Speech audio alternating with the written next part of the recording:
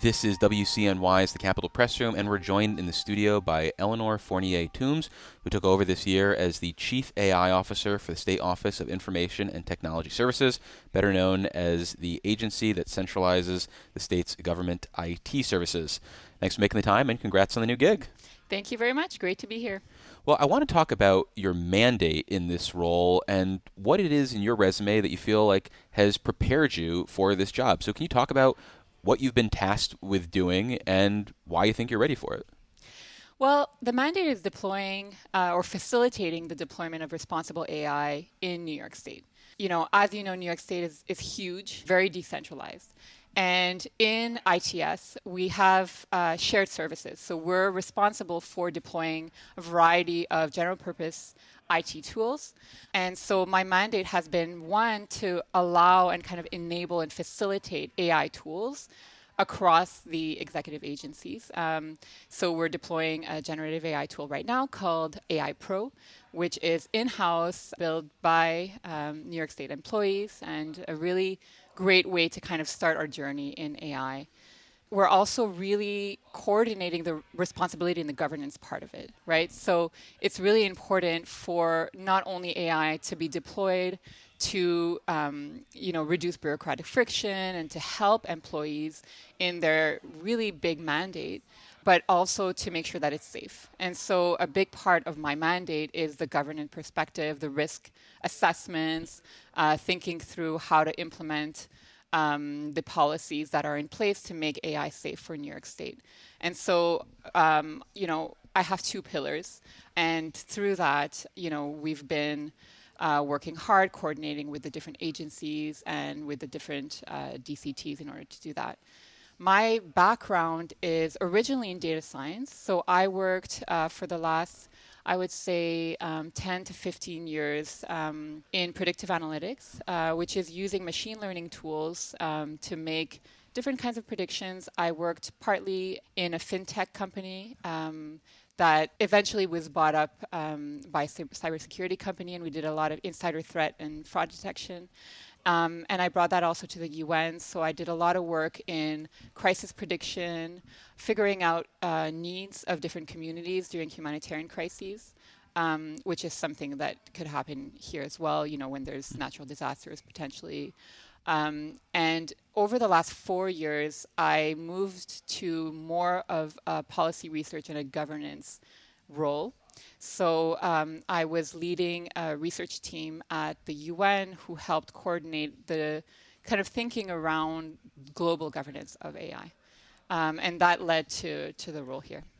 So you clearly have experience in bureaucracy, Yes. but what about New York bureaucracy? What has that experience been like, and has it been frustrating at all? Has it been easy sailing because Drew Rye has just cleared the path in his time now that he's settled in as the head of ITS, or is there still some bumping up against it in this capacity? I mean, New York State is huge and it's very complicated. I'm definitely not going to lie. I think that coming from the UN, which A smooth working operation, I'm told. completely smooth, not at all dysfunctional. Nope. Something that came to mind for me is, institutional resilience. So being able to be patient, knowing that things are going to be challenging, knowing that there's ambiguity, and kind of trying to deal with that. So I've brought that experience. I think if I had come directly just from a small kind of agile environment, it would have been a little bit more of a shock. So I certainly was comfortable with the way that government works. I also think that it was very similar in terms of the mandate and accountability to policymakers. So I had a very similar perspective where the policymakers in a global context is more like the diplomats, permanent missions to the UN, but the relationship is very similar when you're a staff member. So you have to be accountable. In a way, they're kind of telling you the direction that they would like to go, and then there's a kind of dynamic in that way. That being said, I think I had a whole learning curve, and I'm still in it. I'm still, have many moments of confusion where I'm just trying to figure out how things work. There's a lot of institutional memory, and many of the people on my team and the people in ITS have been in the state for 20 years. And so I think they expect that they might not realize, what's missing and what is not being said. So going around and really talking to people and trying to understand, and also I'm trying not to be afraid to make mistakes, or say the wrong thing. I think that's been really helpful as well. Well, before we move on, let me reintroduce you for listeners just joining us. This is WCNY's The Capitol Press Room, and we're speaking with Eleonore Fournier-Tombs, who took over this year as the Chief AI Officer for the State Office of Information and Technology Services. Well, in your first answer, you mentioned the idea of coordinating with agencies. Yeah. And there has been a lot of focus on how some agencies have used AI without maybe declaring it or even being aware that they're using AI. And there's some concerns about some of the AI tools that people are using and what they're using them for. So how do you approach that coordination from you can do this, you can't do this, or, hey, yeah, maybe you can do this, but just because you can doesn't mean you should? Yeah, definitely. So there's some relationship building, some education, and then some processes in place, right? So the first thing that I'm doing now is I'm just going around to all the deputy commissioners of technology, getting to know them and understanding from them what they understand the use of AI in the agencies that they're serving, or what are the needs that maybe are not yet met. So that's one of the elements. While that's being done, we're starting to put in place processes to implement the policies. So New York State has the acceptable use of AI policy, and it outlines how AI should be used in New York State.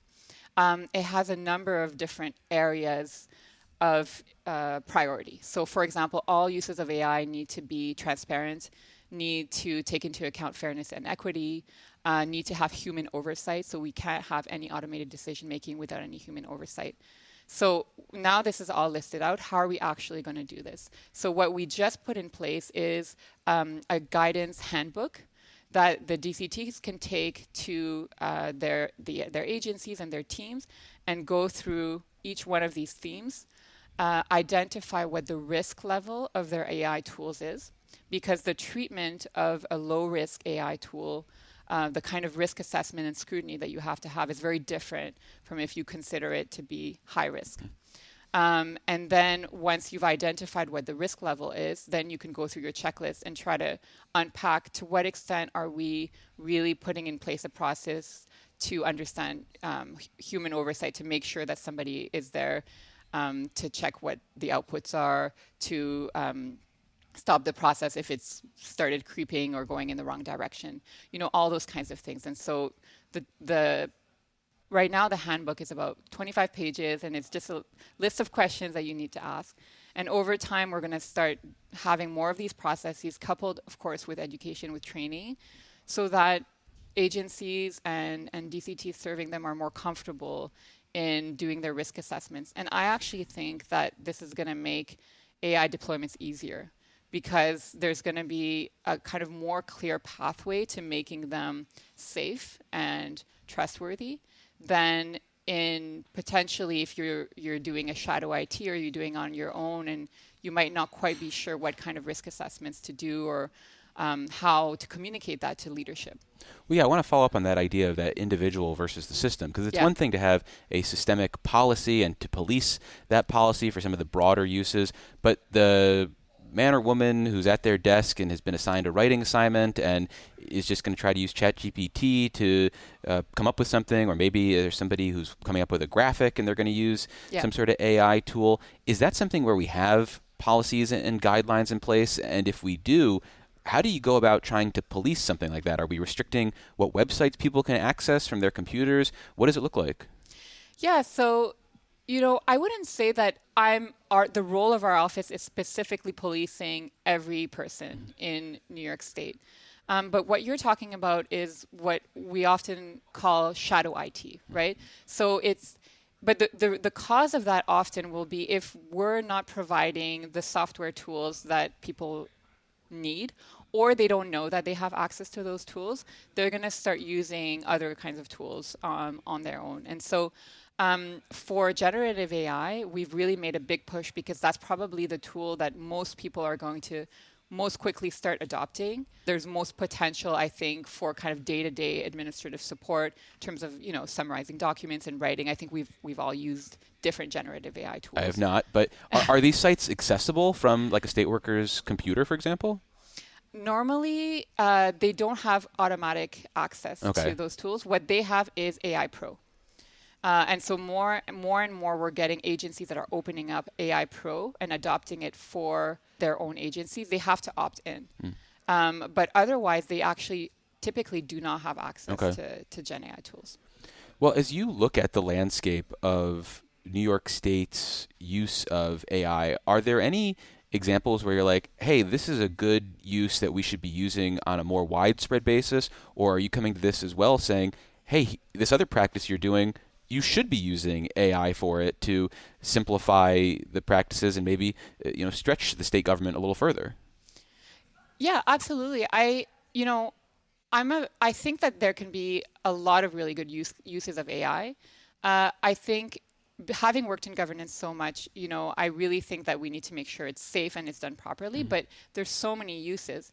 And the main area is the fact that we have way too much work, for the capacity. And so in every area where you see that there's inefficiencies, that there's backlogs, that's where AI should be deployed if it's possible. And so we have several tools that we're finding agencies using.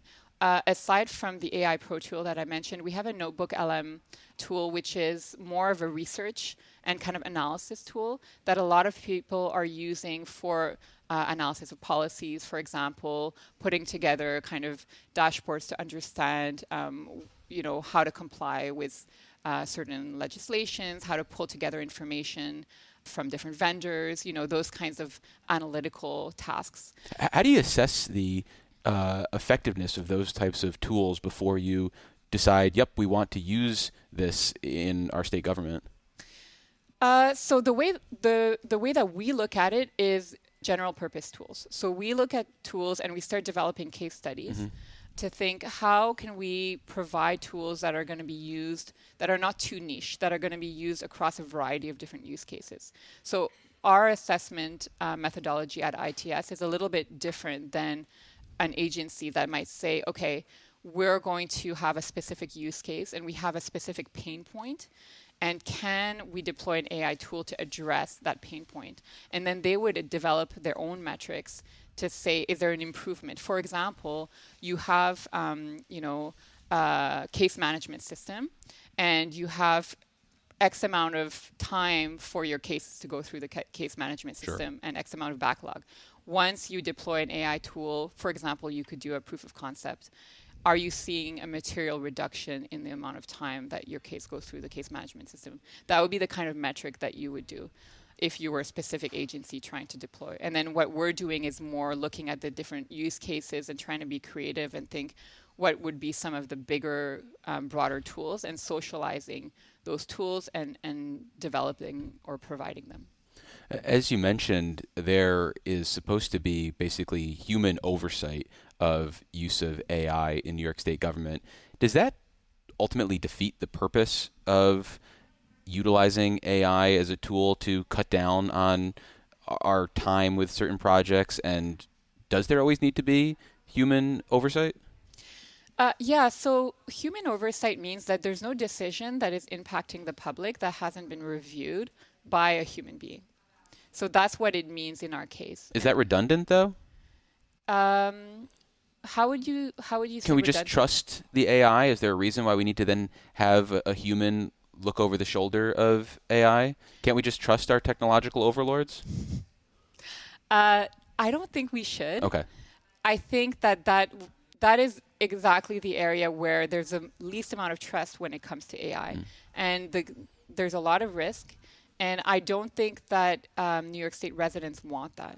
I don't think anyone wants decisions to be made about their social services, their future, their livelihoods, housing, to be done by AI tools. What we want to use AI for is to make things easier for the state workers to do their jobs and for ultimately New York State residents to receive those services.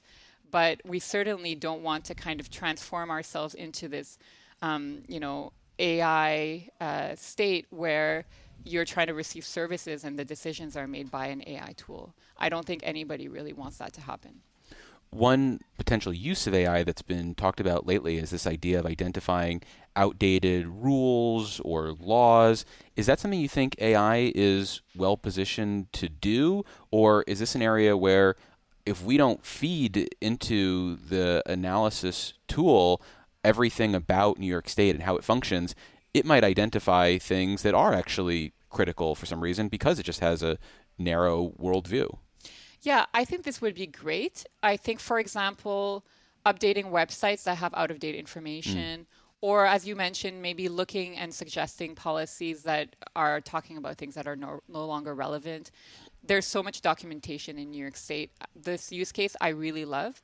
I think that as long as somebody is receiving those suggestions and then reviewing them, it's perfectly within what generative AI tools can do. And I don't think it's necessarily outside, of a very, very high risk use case. I think it's actually a very good use case for the Gen AI tools that we have. Well, we've been speaking with Eleonore Fournier-Tombs. She is the Chief AI Officer for the State Office of Information and Technology Services. Eleonore, thank you so much for making the time. It was my pleasure.